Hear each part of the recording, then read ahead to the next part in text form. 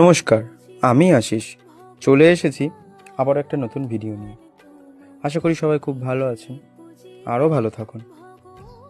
এই কাজটি ছিল একটা দিদির বাড়ির মন্দিরে করা পৌষ পার্বণ উপলক্ষে। আমরা প্রত্যেকটা গ্রামবাসী না সারা বছর এই দিনটার জন্যই অপেক্ষা করে থাকি, মা লক্ষ্মীকে আমাদের গৃহে নতুন করে প্রতিষ্ঠা করার জন্য।